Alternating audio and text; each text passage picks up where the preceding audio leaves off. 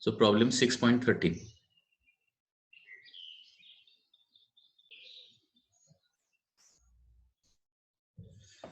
Problem 6.13. So what is given in the problem? Two conducting rails are placed perpendicular to each other. So these are two conducting rails. Okay. He A आणि B या for example काय आहे, दोन conducting rails आहेत, किंवा P आणि Q म्हणूया, AB म्हणण्यापेक्षा. P and Q are two conducting rails which are placed 90 degree to each other as shown in figure. And conducting bar हा काय आहे, कंडक्टिंग बार आहे. हा बार जो आहे तो लेफ्ट टू राईट फी या व्हेलॉसिटी निघालाय ऑन पी क्यू. म्हणजे पी आणि क्यू फिक्स्ड आहे आणि बार जो आहे तो मुव्हेबल आहे आणि तो काय करतोय, पी आणि क्यू वर फी व्हेलॉसिटी टुवर्ड्स राईट निघालाय. टाइम t0 असताना तो कुठं आहे, त्या अपेक्सला आहे, म्हणजे पूर्ण लेफ्ट एंडला आहे टाइम t0 असताना. The flux through the triangle by the rails and bars at time t is equal to t naught. आता flux at time t is equal to काय करायचं आहे, t naught फाइंड आउट करायचं आहे.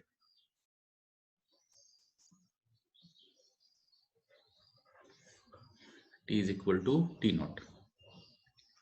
Second thing, EMF around the triangle at that time. EMF देखील काढायचा आहे at that time. एकदा फ्लक्स मिळालं की त्याचं डेरिव्हेटिव्ह घेतलं की आपल्याला EMF मिळणार. आणि in what manner does EMF around the triangle vary with time. EMF आणि टाइमचं रिलेशन म्हणजे ग्राफ देखील काढायचं आहे. EMF वर्सेस टाइम हा ग्राफ, या तीन गोष्टी कॅल्क्युलेट करायच्या. आता सपोज टी टाइम मध्ये, आता फी व्हेलॉसिटी निघालाय ना, टी नॉट टाइम मध्ये काय झालेलं असणार आहे, थोडा हा पुढे इथं कुठेतरी आलेला असणार आहे, त्याची डायग्राम काढतो. So bar will be at this position, it will come to this position like this. Okay, suppose इथपर्यंत आला. आता इथून इथपर्यंत किती डिस्टन्स आलेला असणार तो,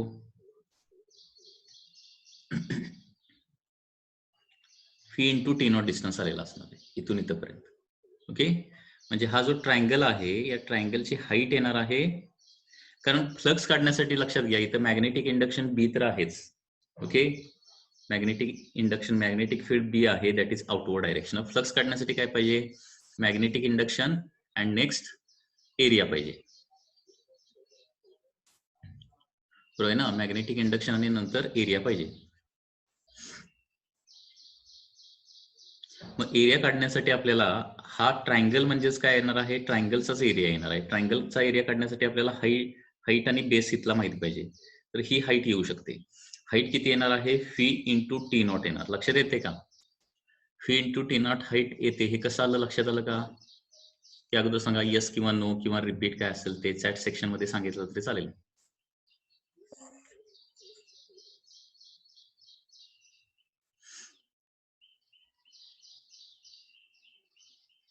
बोला.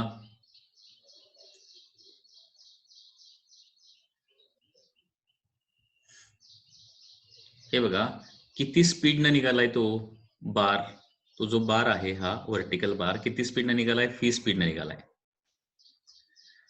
टी नॉट टाइम नंतर तो इथं पोचलाय. Suppose T is equal to T naught time नंतर इथं पोचलाय. ठीक आहे, या नवीन पोझिशनला पोचलाय.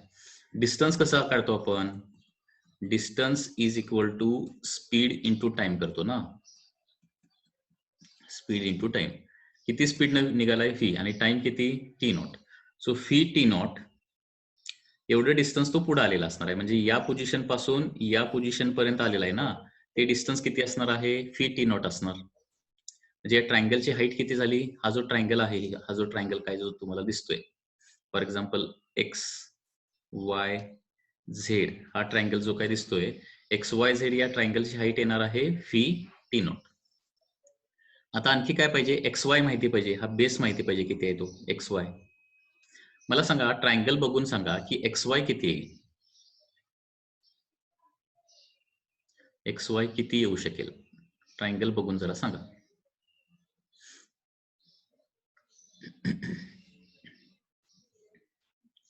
एक्स वाय किती येणार, हा ट्रायंगल जो आहे त्याचं काय करणार, एक्स वाय म्हणजे मी बेस घेणार आहे आणि झेड पासून फी टी नॉट जे आहे ते मी हाईट घेणार आहे, कारण त्याच्याशिवाय एरिया आपल्याला काढता येणार नाही. एक्स वाय हे डिस्टन्स किती येणार, बोला लवकर फास्ट. ही डायग्राम इथं जरा अँगल बघा.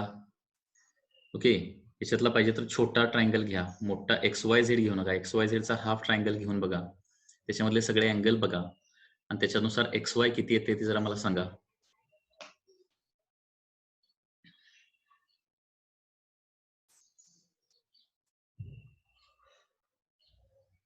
How much will be the XY?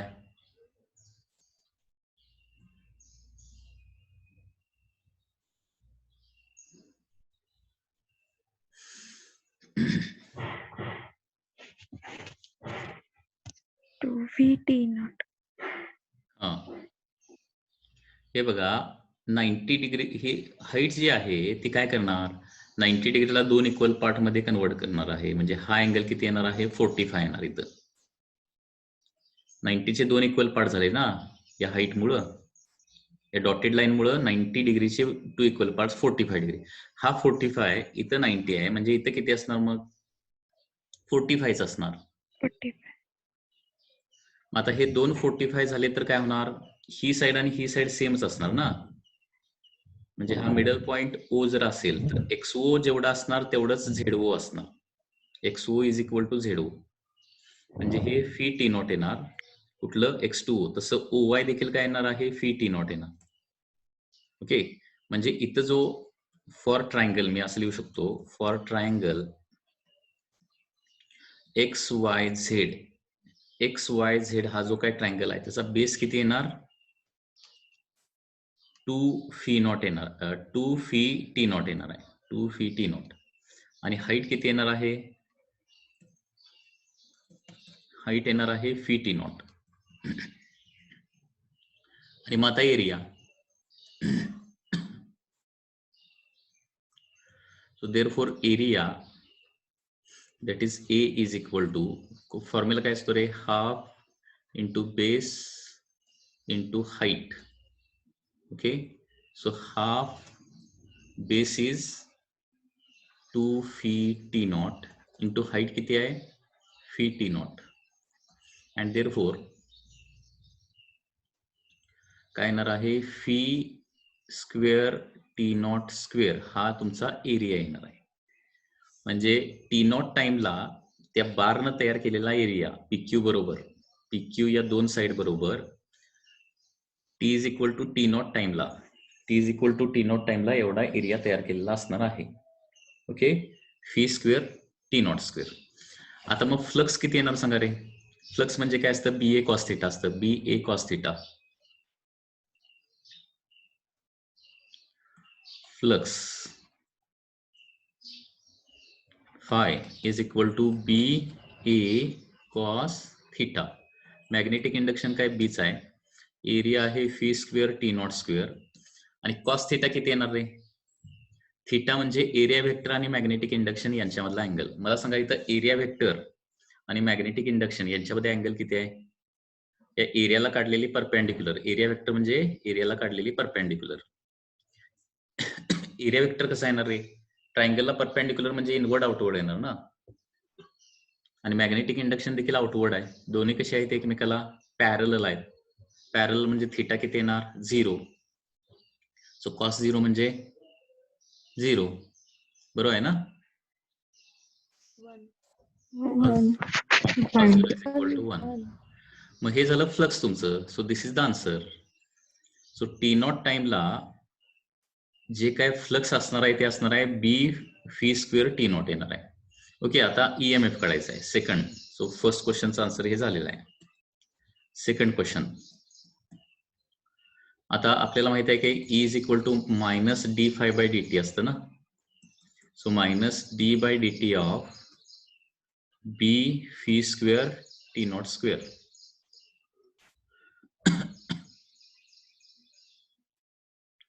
याचं डेरिव्हेटिव्ह आपल्याला घ्यावं लागेल. Okay, D by D T of B phi square T naught स्क्वेअरचं डेरिव्हेटिव्ह. आता ही टी नॉट टाइमला जर B phi square T naught square असेल तर टी टाइमला फ्लक्स किती असणार? टी नॉट घ्यायची काही गरज नाही मग आपल्याला, टी नॉट, कारण ते टी नॉट टाइम्स आहे. म्हणजे टी नॉट टाइम्स जर एवढा असेल, B V square T naught square flux T naught times असेल तर टी टाइम्स एवढंच येणार ना, B V square T square. तर derivative with respect to time घ्यायचं म्हणजे इथं टी टर्म पाहिजे, टी नॉट नको आपल्याला, नाहीतर डेरिव्हेटिव्ह घेताना अडचण येणार. लक्षात येते? सो टी नॉट टाइमला जर flux B V square T naught square असेल तर टी टाइमला किती असणार? B V square T square असणार, B V square T square, that is the flux. So minus B into V square कॉन्स्टंटच आहे, कारण फील्ड कॉन्स्टंट आहे आणि कॉन्स्टंट व्हेलॉसिटीनं तो निघालाय. आणि टी स्क्वेअरचं डेरिव्हेटिव्ह काय येणार आहे? That is 2t.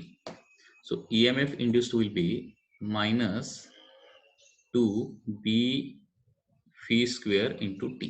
So हे EMF induced चा फॉर्म्युला येणार आहे, -2b v square t. Okay, यांनी प्लस काढलाय कारण त्यांनी मॅग्निट्यूड ऑफ EMF घेतली. So therefore magnitude of EMF, फक्त मॅग्निट्यूड जर विचारात घेतलं, मॅग्निट्यूड ऑफ EMF घेतली तर किती येणार आहे? 2b v square into T येणार, EMF ची मॅग्निट्यूड. फक्त मायनस साईन म्हणजे काय असतं? EMF ची डायरेक्शन असतं ते. आता याच्यामधला ग्राफ काढायचा आहे. आता बघा, EMF आणि टाइम, कारण 2b v स्क्वेअर हे सगळं कॉन्स्टंट आहे ना, EMF is directly proportional to time येणार, आणि डायरेक्टली प्रोपोर्शनल टू टाइम असेल तर ग्राफ काय येणार आहे? डायरेक्टली प्रोपोर्शनलचा ग्राफ स्ट्रेट लाईन असतो. So graph will be like this.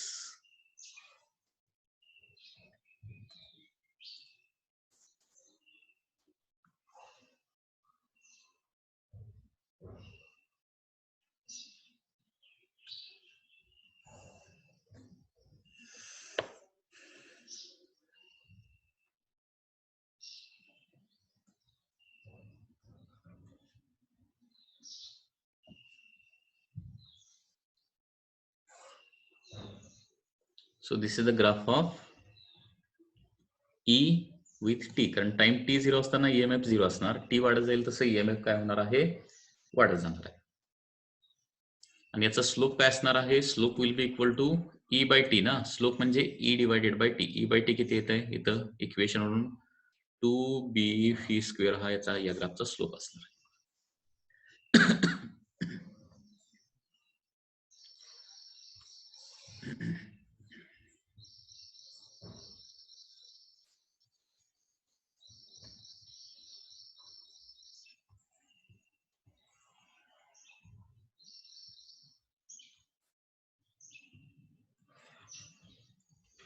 Okay, हे जे डीसी पांडे मधले प्रॉब्लेम जे आहेत ते जरा प्रॅक्टिस करा व्यवस्थित.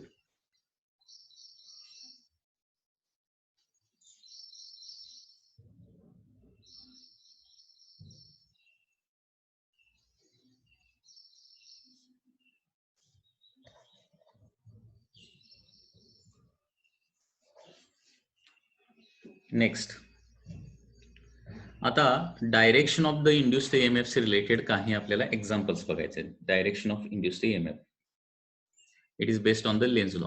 Okay, it is based on Lenz law. आता लेन्झ लॉ काय आपला? Direction of induced EMF is such as to oppose changing magnetic flux which produces it. Okay, direction of induced EMF काय असणार आहे? Such that it opposes changing magnetic flux which produces it. म्हणजे north pole जवळ येत असेल तर त्याला oppose करणार, नॉर्थ पोल दूर जात असेल तर त्याला देखील अपोज करणार आहे. नॉर्थ पोल जवळ येत असेल, कॉइलच्या जवळ येत असेल तर कॉइलमध्ये त्या साईडला काय होतं? नॉर्थ पोल तयार होतं. नॉर्थ पोल कॉइल पासून दूर जात असेल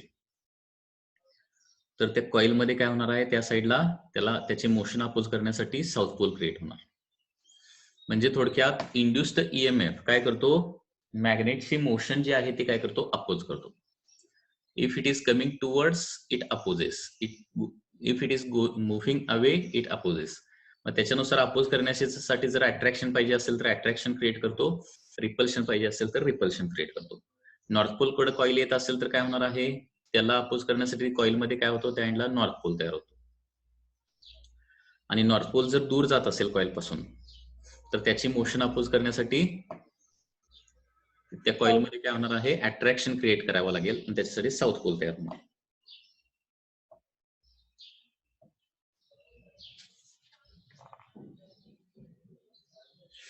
हा, आता डायरेक्शन ऑफ इंड्युस्ड ईएमएफ चे काही एक्झाम्पल्स आपल्याला बघायचे आहेत. Okay, direction of induced current, EMF म्हणण्यापेक्षा direction of induced current and EMF दोन्ही, याचे काही एक्झाम्पल हे खूप महत्वाचे आहेत. हा, so first example is that there is a magnetic field like this. Magnetic field कसं आहे लक्षात येते ना.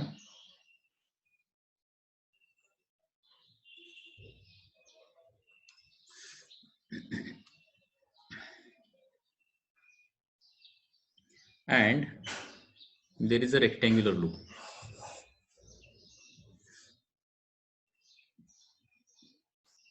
आणि हा जो रेक्टँग्युलर लूप आहे त्याला काय करायचंय, कंटिन्युअसली असा आतमध्ये सरकवायचा. मला सांगा आता हा जो लूप आहे तो इथं असताना फ्लक्स किती असणार याच्यावरचा रे सांगा.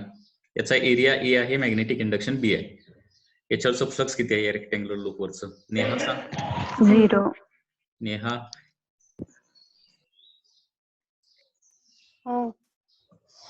काय झोपली काय अजून? हाय की सर जागी. जागी आहे ना. हा, फ्लक्स किती असणार सध्या? 0. का?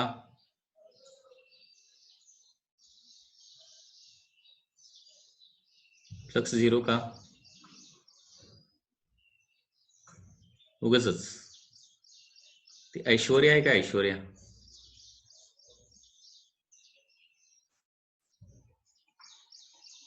ऐश्वर्या आहे काय? नाही, ती रोज ऍबसेंट असते काय?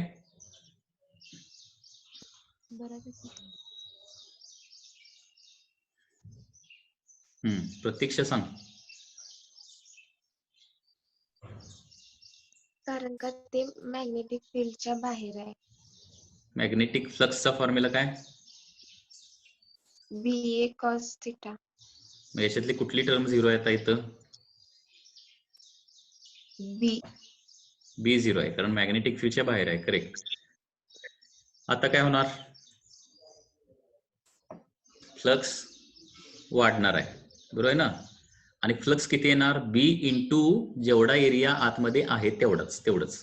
म्हणजे आता कंटिन्युअसली हा आपण कंटिन्युअसली या पद्धतीनं मॅग्नेटिक फील्ड मध्ये सरकवायला लागलो तर फ्लक्स वाढत जाणार ना. फ्लक्स कशामुळे वाढणार सांगू शकते कोण? फ्लक्स का वाढत जाणार? If it is continuously moving inside magnetic field.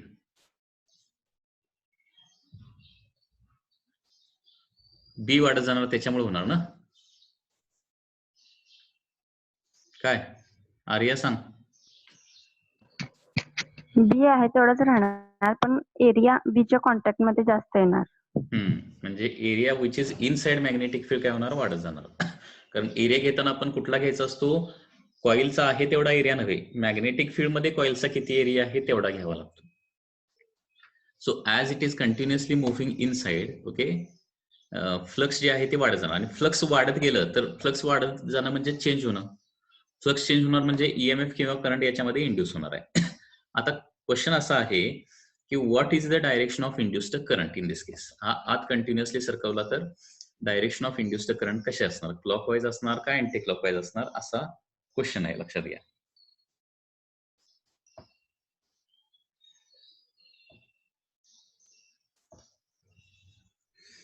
तुम्हाला काय गेस करता येते का बघा?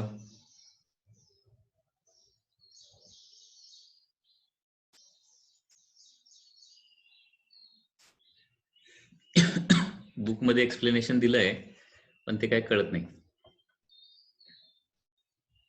कसं इमॅजिन करायचंय.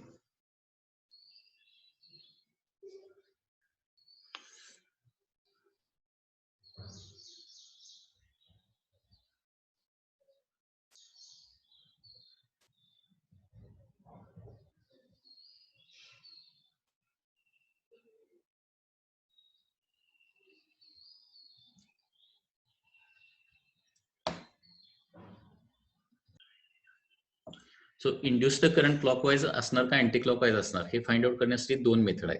ओके, फर्स्ट मेथड इज त्या कॉइलच्या बाहेरच्या साईडला काय आहे ते विचार करायचं, म्हणजे आपल्या साईडला, म्हणजे पेपरच्या बाहेर नॉर्थ पोल आहे का साऊथ पोल आहे ते शोधून काढायचं. मला सांगा इथं मॅग्नेटिक फील्ड कसा आहे रे? मॅग्नेटिक फील्ड कसा आहे? इनवर्ड आहे का आउटवर्ड आहे?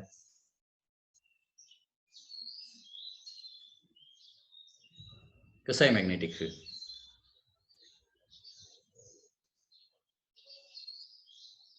आउटवर्ड आहे, बरोबर. आउटवर्ड मॅग्नेटिक फील्ड म्हणजे या पेपरच्या बाहेर काय असेल आणि पेपरच्या आत काय असणार?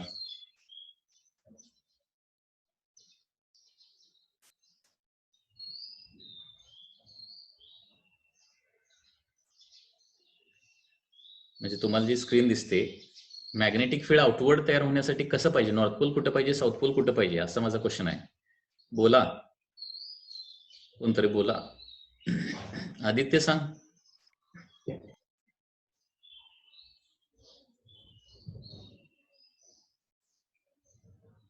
आहे काय प्रेझेंट? Yes sir. हा सांग की मग.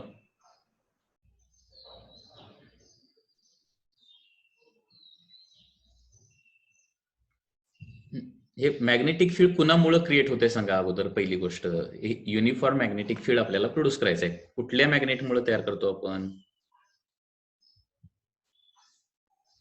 हॉर्शू मॅग्नेट घ्या ना. हॉर्शू मॅग्नेट असा धरलाय समजा. हॉर्शू मॅग्नेटला दोन पोल्स असतात, बरोबर आहे ना?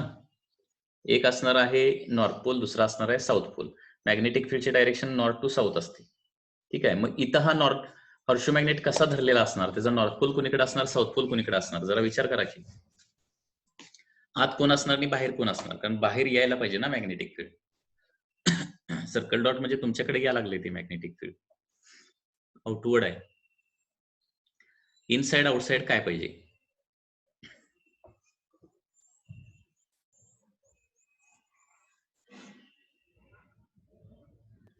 इनसाइडला नॉर्थ पोल पाहिजे, हा, आणि आउटसाइडला साऊथ पोल. आता आउटसाइडला कुठला पोल आहे त्याचाच विचार करायचा. ओके, या मेथड मध्ये काय करायचं? आउटसाइडला कुठला पोल आहे त्याचा विचार करायचा, ठीक आहे. आउटसाइडला कुठला पोल आला सांगा?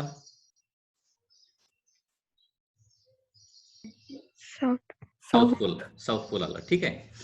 आता कॉईल आतमध्ये कंटिन्युअसली मूव्ह करणार, त्यावेळी फ्लक्स काय होणार आहे? वाढत जाणार. आता फ्लक्स वाढतंय याचा दुसरा मिनिंग आपण असा पण घेऊ शकतो की साऊथ पोल त्याच्या जवळ निघालाय. नेहमी लक्षात ठेवा, नॉर्थ पोल किंवा साऊथ पोल कॉईलच्या जवळ निघाला की तिथलं मॅग्नेटिक फील्ड वाढत जातं, हे लक्षात ठेवायचं. कॉईल ज्या अर्थी आत निघाली कंटिन्युअसली त्या अर्थी त्याच्यावरचं फ्लक्स वाढत जाणार. फ्लक्स वाढत जाणार म्हणजे कसं इमेजिन करायचं? बाहेरचा जो साऊथ पोल आहे तो कॉईलकडे निघालाय. मला सांगा, आता साऊथ पोल कॉईलकडे जर निघाला तर त्या कॉईलच्या त्या साईडला काय तयार होणार? साऊथ पोलची मोशन अपोज करायला काय तयार व्हायला पाहिजे? ती अगोदर बेसिक तुमचं करेक्ट आहे का बघा. हा, साऊथ पोल. साऊथ पोल म्हणजे क्लॉकवाईज करंट असतो का अँटी क्लॉकवाईज करंट असतो? क्लॉकवाईज. साऊथ पोल म्हणजे क्लॉकवाईज करंट असतो. म्हणजे थोडक्यात याचा मिनिंग असा झाला की ही डायग्राम जी आहे ती सिमिलर टू का आहे? South pole is moving towards coil, असा त्याचा मिनिंग होणार आहे. South pole is moving towards coil आणि साऊथ पोल कॉईलकडे मूव्ह होणार, म्हणजे त्या कॉईल मध्ये काय व्हायला पाहिजे? साऊथ पोलच तयार व्हायला पाहिजे. अगोदर हे बेसिक लक्षात ठेवा. नॉर्थ पोल कॉईल पासून दूर जात असेल तर साऊथ पोल तयार होतो कॉईल मध्ये. नॉर्थ पोल जवळ येत असेल तर नॉर्थ पोल तयार होतो. साऊथ पोल जवळ येत असेल तर कॉईल मध्ये साऊथ पोलच तयार होणार आणि साऊथ पोल दूर जात असेल तर कॉईल मध्ये नॉर्थ पोल तयार होणार. हे अगोदर व्यवस्थित माहिती पाहिजे. म्हणजे इथं काय होणार? या कॉईल कडं मॅग्नेटिक फील्ड वाढवण्यासाठी साऊथ पोल जवळ यायला पाहिजे आणि साऊथ पोल जवळ येतोय असं जर इमॅजिन आपण केलं तर त्या कॉईल मध्ये देखील साऊथ पोल क्रिएट व्हायला पाहिजे, म्हणजे क्लॉकवाईज करंट डेव्हलप व्हायला पाहिजे. सो आन्सर येणार आहे क्लॉकवाईज करंट.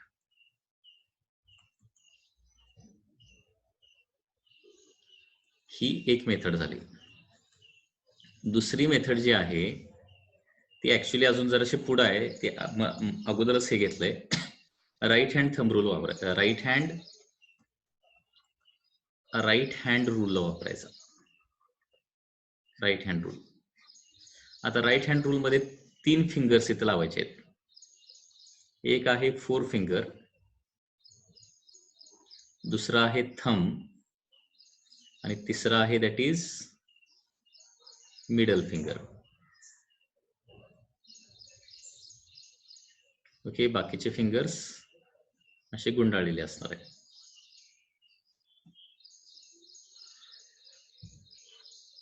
ठीक आहे. हे 4 फिंगर जे आहे ते मॅग्नेटिक फील्डच्या डायरेक्शनला धरायचं आणि थंब जे आहे ते व्हेलॉसिटीच्या डायरेक्शनला धरायचं. कुणाचं, जो कंडक्टर मॅग्नेटिक फील्ड मध्ये आहे ना त्याचाच फक्त विचार करायचा, बाकीच्या कुठल्या कंडक्टरचा विचार करायचा नाही. तर हे मिडल फिंगर जे आहे ते करंट किंवा ईएमएफ ची डायरेक्शन दाखवणार आहे. हे असं डायरेक्ट केलं तरी चालतंय. राईट हँड रूल वापरायचं. हे बघा, हा एबी हा जो कंडक्टर आहे एबीचा विचार करा, कारण बाकी काय मॅग्नेटिक फील्ड मध्ये तेवढाच पार्ट आहे कॉइलचा. एबी हा कंडक्टर म्हणजे तिथं जर अपवर्ड करंट आहे का डाऊनवर्ड करंट आहे हे लक्षात आलं की त्याच्यावरून अपवर्ड करंट म्हणजे काय येणार आहे, एबी मध्ये अपवर्ड झाला तर क्लॉकवाईज फिरणार संपूर्ण लूप मध्ये, आणि एबी मध्ये डाऊनवर्ड म्हणजे काय येणार आहे, अँटी क्लॉकवाईज फिरणार. ठीक आहे. हे बघा, 4 फिंगर मॅग्नेटिक फील्डच्या डायरेक्शन म्हणजे बाहेर येणार. इमॅजिन करून बघा, 4 फिंगर अगोदर मॅग्नेटिक फील्डच्या डायरेक्शन धरा. थंब जो आहे, थंब काय करायचं आता, मोशनच्या डायरेक्शन म्हणजे काय येणार आहे, थंब मोशनच्या डायरेक्शन म्हणजे टुवर्ड्स लेफ्ट धरा. ओके, आणि त्यावेळी हे असं काहीतरी होणार, आणि त्यावेळी जे मिडल फिंगर येणार आहे, मिडल फिंगर ते काय येणार आहे, middle finger will be in upward direction येणार आहे. Okay, middle finger will be in upward direction. हे असं काहीतरी होणार आहे. आता हे तुम्हाला दिसतंय का नाही, तुम्हाला व्यवस्थित येत दिसणार नाही. तुम्ही काय करा, ते तिन्ही फिंगर जे आहे ते त्या डायरेक्शन धरून बघा.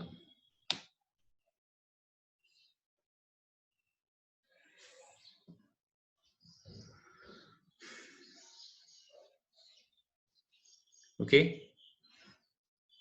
राईट हँड रूल वापरून देखील हे काढू शकताय.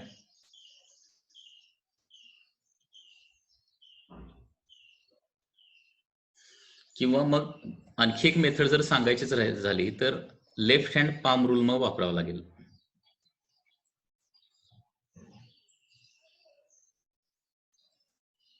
लेफ्ट हँड नाही, sorry, right hand palm rule.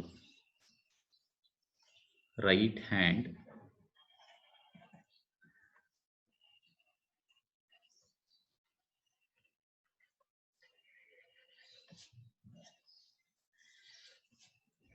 हे बघा, हे राईट हँड पाम रूल पण वापरू शकता. नाही तर राईट हँड पाम रूल म्हणजे काय, तर काय करायचं, अगोदर हे फिंगर्स 4 फिंगर जे आहेत, 4ही फिंगर जे आहेत ते मॅग्नेटिक फील्डच्या डायरेक्शन धरायचे, म्हणजे असे होणार. बाहेर निघालंय ना ते, जे माझ्याकडे डायरेक्शन आहे ते, मी स्क्रीनला बघतोय, माझ्याकडे येणार ते राईट हँड. स्क्रीन मध्ये तुम्हाला लेफ्ट हँड असल्यासारखं वाटत असेल, परंतु हा माझा राईट हँड आहे. तुम्ही पण राईट हँड, फक्त काय करा, हे 4 फिंगर्स जे आहेत, 4ही फिंगर जे आहेत ते बीच्या डायरेक्शन धरा, आणि थंब जो आहे तो काय करा, मोशनच्या डायरेक्शन धरा. ठीक आहे. आणि पाम कुठे येतोय बघा, अपवर्ड येतोय, वर. हा तळवा जो आहे, तळवा, तो तळव्याला परपेंडिक्युलर काय येणार आहे, अपवर्ड येणार. सो करंटची डायरेक्शन अपवर्ड, एबी मध्ये अपवर्ड. एबी मध्ये अपवर्ड म्हणजे क्लॉकवाईज येईल. राईट हँड पाम रूल म्हणायचं. फक्त काय करायचं आहे, मॅग्नेटिक फील्डच्या डायरेक्शन हे 4 फिंगर्स धरायचे आणि थंब फक्त मोशनच्या डायरेक्शन धरायचं. ओके, लक्षात येते का. हा थंब जो आहे असा आहे ना, इकडे जाणार आहे, आणि मॅग्नेटिक फील्ड जे आहे ते आउटवर्ड आहे तुमच्याकडं. हे मॅग्नेटिक फील्ड इकडे गेलं ना असं. ठीक आहे, आणि पाम अपवर्ड येणार. त्याला राईट हँड पाम रूल म्हटलं जातं. राईट हँड पाम रूल वापरलं तर चालतं याच्यामध्ये. ओके, फक्त हात हा असा धरायचा आहे, आणि ओरिएंट करत असताना काय झालं पाहिजे, हे 4 फिंगर जे आहे ते मॅग्नेटिक फील्डच्या डायरेक्शन आले पाहिजेत, आणि थंब फक्त मोशनच्या डायरेक्शन आला पाहिजे. एवढंच असं धरायचं आहे व्यवस्थित, म्हणजे त्याच्या डायरेक्शन धरायचं आहे. आणि पाम कुणीकडे येतोय बघायचं. हा तळव्याला जी परपेंडिक्युलर येणार आहे ती तुमची काय असणार आहे, एबी मधली करंटची डायरेक्शन क्लॉकवाईज. अशा 2-3 मेथड आहेत, कुठलीही सोपी वाटते ती वापरू शकताय. पहिली मेथड काय करायची, त्या पेपरच्या बाहेर नॉर्थ पोल आहे का साऊथ पोल आहे ते बघायचं. त्याच्यानंतर तो नॉर्थ पोल किंवा साऊथ पोल जो काय असेल तो कॉईल कडे निघालाय का कॉईल पासून दूर निघालाय ते बघायचं. म्हणजे फील्ड जर वाढत असेल, फ्लक्स जर वाढत असेल तर त्याच्याकडे निघालाय असा अजून करायचा तो पोल, आणि फ्लक्स जर कमी होत असेल तर त्याच्यापासून दूर निघालाय असं अजून करायचं. लक्षात येत आहे? आणि त्याच्यानुसार तिथं नॉर्थ पोल जनरेट होणार कॉईल मध्ये का साऊथ पोल जनरेट होणार हे तुम्ही आयडेंटिफाय करू शकता. ही एक मेथड. दुसरी राईट हँड रूल जो आहे त्याच्यामध्ये तिन्ही फिंगर एकमेकाला परपेंडिक्युलर धरावे लागतील, परंतु हे ओरिएंटेशन करायचं थोडंसं अवघड पडतंय. ओके, राईट हँड रूल नुसार जर मॅग्नेटिक इंडक्शन 4 फिंगरच्या डायरेक्शन असेल, थंब जर व्हेलॉसिटीच्या डायरेक्शन असेल तर middle finger will give the direction of the induced EMF or current. किंवा राईट हँड पाम रूल फक्त वापरू शकता. राईट हँड पाम रूल मध्ये थंब आणि बाकीचे फिंगर्स एकमेकाला परपेंडिक्युलर धरायचे. या 4 फिंगर्सच्या डायरेक्शन मॅग्नेटिक फील्ड धरायचं आणि थंबच्या डायरेक्शन काय धरायचं, मोशन धरायची, व्हेलॉसिटीच्या डायरेक्शन थंब धरायचं. त्यावेळी पाम कुणीकडे येतं बघायचं, तळव्याला परपेंडिक्युलर जी काय डायरेक्शन असणार त्या डायरेक्शननं तुमचा करंट असणार आहे. That is the right hand palm rule. हे कुठलंही तुम्ही वापरू शकताय. ओके, याचे परत आणखी काही असलेच एक्झाम्पल बघूया जरा, आणि तिन्ही मेथडनं त्याचा आन्सर बघूया.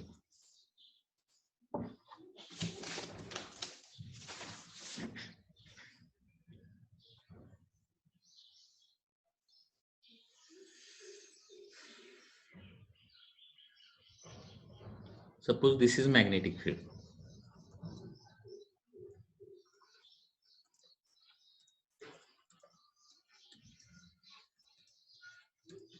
हे जे मॅग्नेटिक फील्ड आहे ते एवढ्या पार्टमध्ये, एवढ्याच पार्टमध्ये मॅग्नेटिक फील्ड आहे. And there is a loop like this.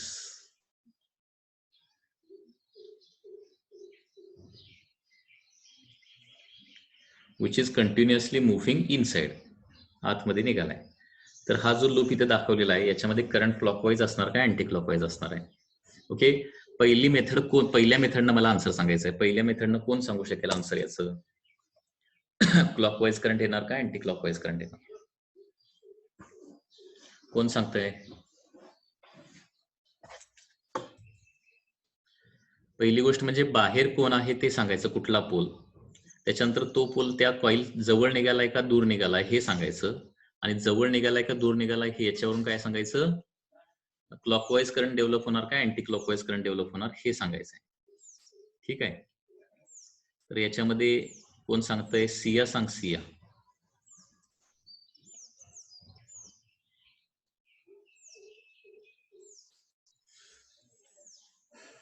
First method ना आन्सर. मला सांगा बाहेर कोण आहे? लूपच्या बाहेर म्हणजे हे पेपरच्या बाहेर कोण आहे आणि आत कोण आहे? हा, आउटसाइड नॉर्थ पोल आणि इनसाइड साऊथ पोल आहे. हा, मग बाहेरचाच फक्त पोल विचार करायचा. बाहेरचा पोल कुठला आहे? North pole. North pole. हा, आता नॉर्थ पोल काय होणार आहे? काय होणार असं अझ्युम करायचं? कॉईल कडे निघाला का कॉईल पासून दूर निघालाय असं अझ्युम करायचं?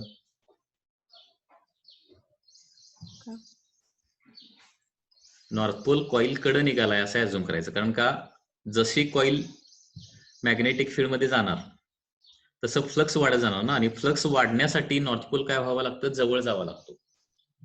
पोल जवळ जावा लागतो, कुठलाही असू दे, हे लक्षात ठेवायचं. फ्लक्स वाढण्यासाठी, कारण पोलच्या जवळ फ्लक्स जास्त असतं आणि दूरवर फ्लक्स काय असतं, कमी असतं. म्हणजे थोडक्यात कॉईल जशी आत जाईल तसं काय होणार, फ्लक्स वाढत जाणार. म्हणजे नॉर्थ पोल त्याच्या जवळ जवळ जवळ जायला पाहिजे, आणि पोल जवळ जायला पाहिजे म्हणजे नॉर्थ पोल जवळ जात असेल तर तिथं नॉर्थ पोलच क्रिएट व्हायला पाहिजे, आणि नॉर्थ पोल म्हणजे काय येणार आहे, अँटी क्लॉकवाईज करंट येणार आहे. बरं, राईट हँड पाम रूल वापरून बघा. मॅग्नेटिक फील्ड कसं आहे, इनवर्ड आहे, म्हणजे 4 फिंगर आतमध्ये इनवर्ड धरले मी. ठीक आहे, त्याच्यानंतर थंब जो आहे तो काय करायचा, मोशनच्या डायरेक्शन धरायचा. मोशनच्या डायरेक्शन म्हणजे थंब काय झाला, अपवर्ड, पण वर निघालाय. ठीक आहे, पाम कुणीकडे येणार बघा, इकडे येणार, टुवर्ड्स लेफ्ट, टुवर्ड्स माय लेफ्ट. ओके, माझी ही जी आहे ती लेफ्ट हँड साइड आहे. तुम्हाला जरी राईट हँड साइड दिसत असली तरी ते सेल्फीचा कॅमेरा असल्यामुळे ते उलट दिसते, लक्षात घ्या. This is my left shoulder towards left म्हणजे या कंडक्टर मध्ये करंट असा तयार होणार लेफ्ट म्हणजे, ठीक आहे. आणि एवढ्याच पार्ट विचार करायचा. आणि लेफ्ट म्हणजे संपूर्ण याच्यामध्ये काय होणार आहे, अँटी क्लॉकवाईज येणार. हे राईट हँड पाम रूलनं पण तीच डायरेक्शन येते आणि याच्यावरून पण तीच डायरेक्शन येते.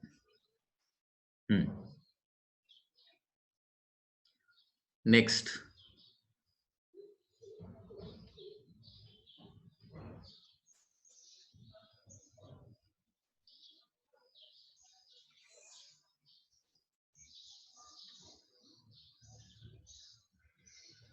magnetic field is like this.